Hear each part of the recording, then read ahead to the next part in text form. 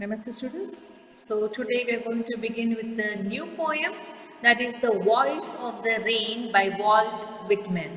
So before we begin with the poem, let's know about the poet. Walt Whitman was born on 31st May 1819 and he died on 26th March 1892. He was an American poet, essayist, and journalist. He is among the most influential poets in the American canon, often called the father of free verse. So, before we begin the poem, let's have a short summary of the poem. In the poem, the poet asks the soft falling shower, "Who are you?" To which she replies that she is the poem of earth. It is a strange thing for the rain to reply to the poet. The rain told the poet that she cannot be touched as she rises in the form of water vapor in the sky from the land and the bottomless sea. It changes its shape, yet it remains the same. The vapor changes into cloud due to condensation. It falls back on the surface of the earth to provide water to the drought prone areas and to beautify and purify the earth, that is its birthplace.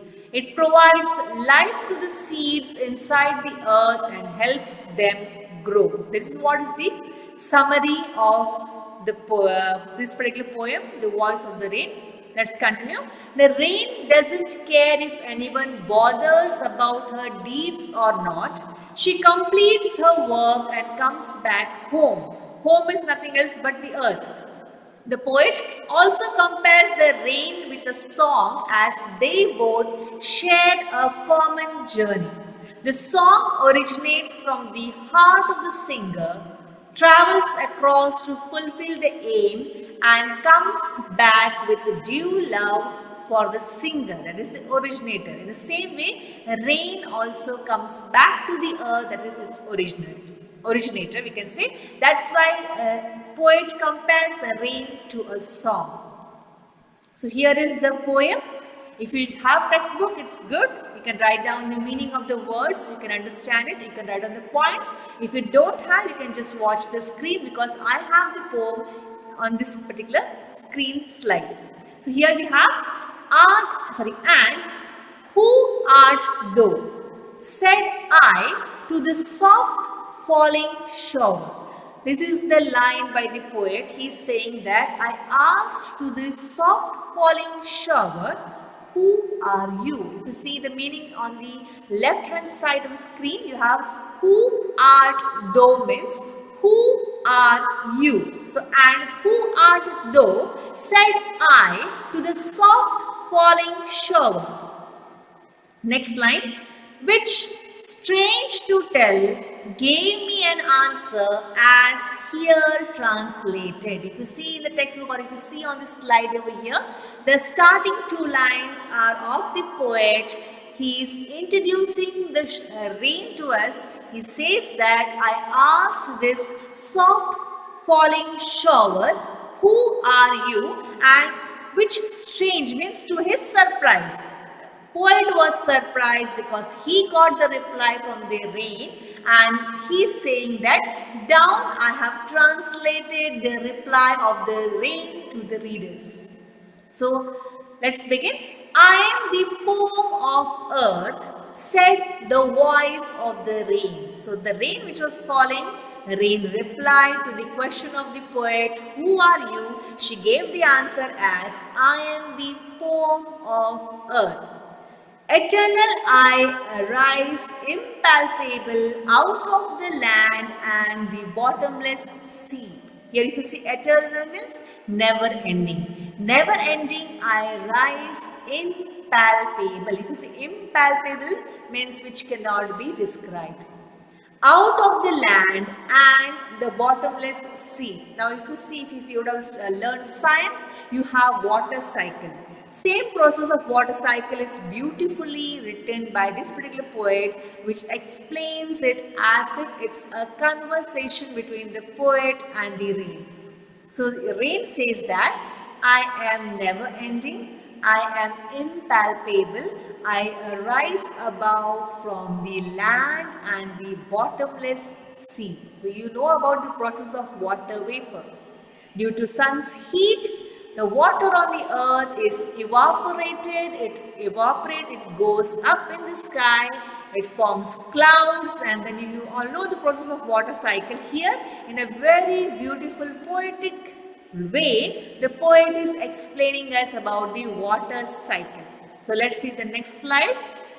Upward to heaven, whence vaguely formed, altogether changed, and yet the same. So where is this water rising? Where is this rain rising? Where is this water vapor rising? Because as it is given by reply given by the rain, she says that I am rising from the land, from the bottomless sea, and then she continues upwards to the heaven.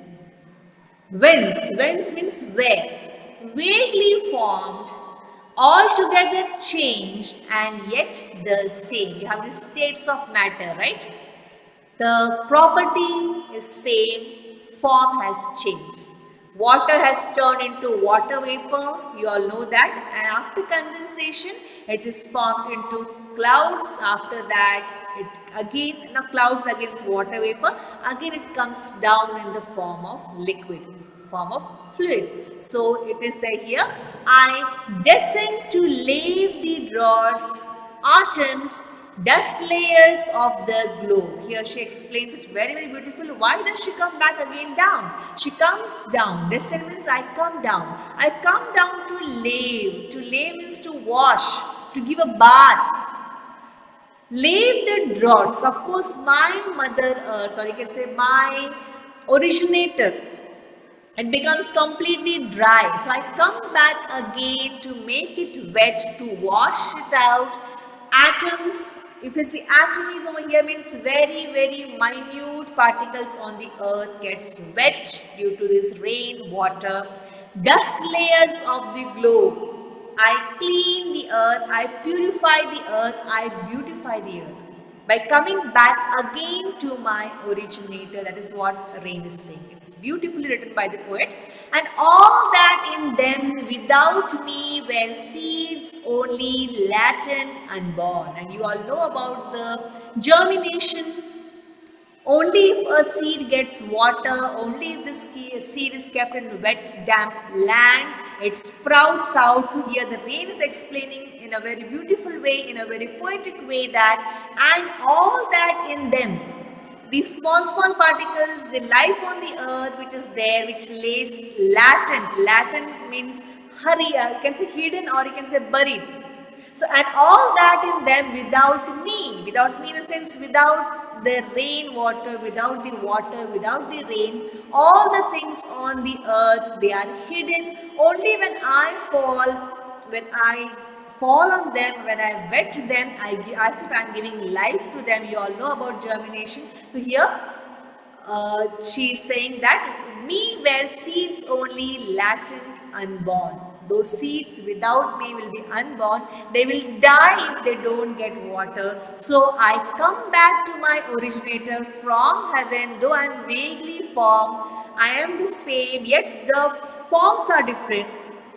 I come down to my originator, I clean it, I purify it, I beautify it, and I give water to the seeds which without me would have been actually unborn, or you can say lied over there, hidden and buried. Okay, so let's see next what this slide is saying. Next lines, and forever by day and night I give back life to my own origin. Here you can say it's a give and take cycle over here. And forever, by day and night, I will be coming, I come down back to my originator, whether it is day or night. I give back life to my originator and make pure and beautify it. I need not tell you, because we all have experienced the beauty of the nature when it rains for the first time, the smell of the soil, or you can say the entire nature turns out to be clean. Even the trees, where you have these trees where dust particles are on the leaves on the tree, it looks light green color, it looks muddy, but just one rain is enough. With the first rain, everything is cleared off, everything smells beautiful, everything smells you can say clean, everything smells fresh. So that is what she's saying. And forever, by day and night, I come back to my origin. I beautify it, I purify it. Now here if you see till now, the lines were of the rain. And here you can say last thing is there in the bracket. The poet has purposely put those lines in bracket. Why? Because the last two lines are of the poet. The first two lines were also of the poet. And between the lines, between these first two lines and last two lines, we had the conversation, or we can say the strange reply given by the rain.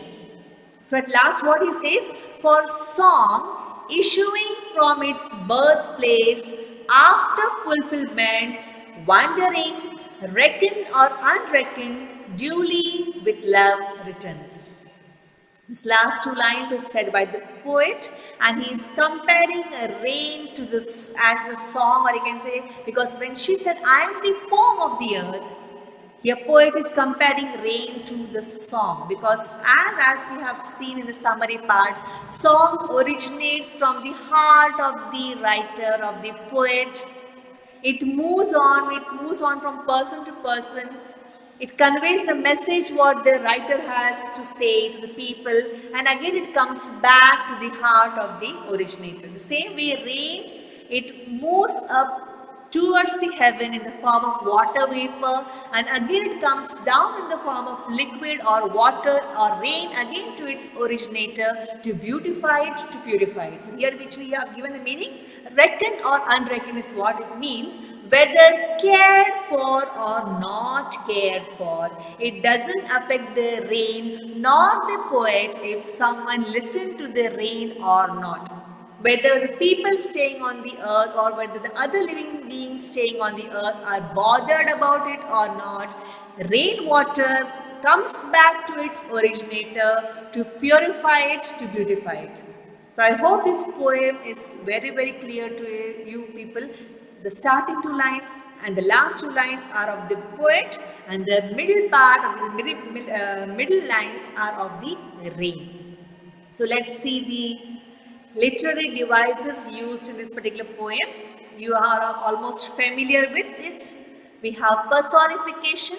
Personification is nothing else but the non-living things are compared to living things. Here the poet says, as if the poet is saying that the earth, the rain, which is the, you can say, the conversation where the poet has translated to us, there he says, I am the poem of earth. So here rain is compared to the poem of the earth. Said the voice of the rain. You can say voice of the rain, since we all know that the rain doesn't speak. So here rain is personified as human being, and rain is giving the reply to the poet. So rain is personified over here. Next we have metaphor, an indirect comparison between the qualities of different things. Here again let's see poem and song, or you can say rain. I am the poem of earth. Rain has been compared to a poem. Next we have hyperbole. Here means it is the exaggerated statements. We have example bottomless sea. Now sea, you cannot say it doesn't have bottom. It has bottom, but here beautifully the poet has used the phrase as bottomless sea. I rise up towards the heaven from land and bottomless sea. And the last you have imagery, that is visual description of something. That is soft falling shower. Rain is described as soft falling shower. So beautiful devices used by the poem. I hope you are clear with this very short and beautiful and very, very simple poem. The poet's name is Walt Whitman. I hope the poem is clear to you. And with this, we come to the end of the poem. Read the poem, see to this video, see to the explanation. Write down the important words in your textbook, important meanings, so that when you read, when you open the textbook, you will be able to see to the meaning of it. So with this, we end with this particular poem. Thank you very much. Bye bye. Have a good day.